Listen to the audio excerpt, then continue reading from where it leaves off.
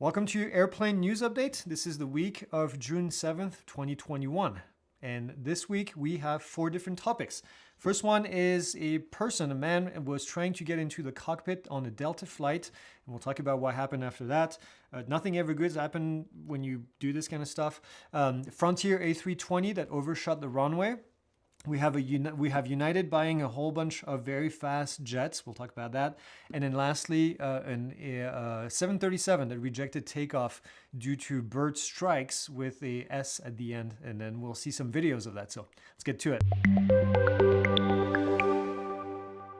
First thing this week is a Delta flight from LA to Nashville, and a guy was restrained by passengers and the flight crew as he was trying to get into the cockpit. There's actually videos out there, and you can see the man after he was tackled and passengers were helping and then being restrained, continued to just scream that he had to stop the flight. So obviously probably some mental issues going on with this person.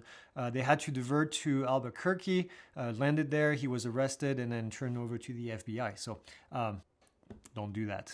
There's actually been an increase, as per the FAA, an increase in unruly passengers, and I think they're looking to tighten the regulation even more on people who do this kind of stuff because it's not acceptable in society, right?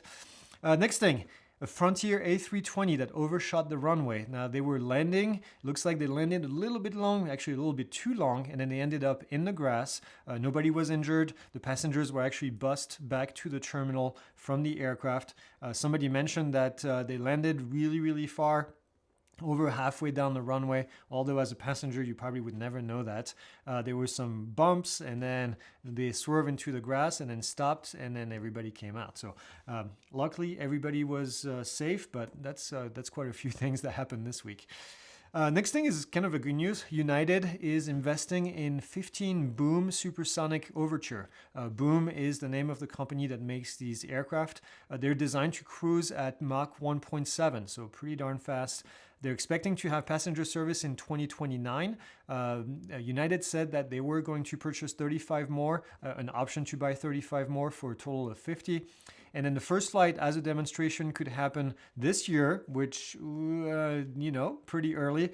Production could begin as early as 2023, and then the first flight from the production aircraft as early as 2026. So that's less than a decade around the corner before we can see people flying at Mach 1.7, which is pretty cool.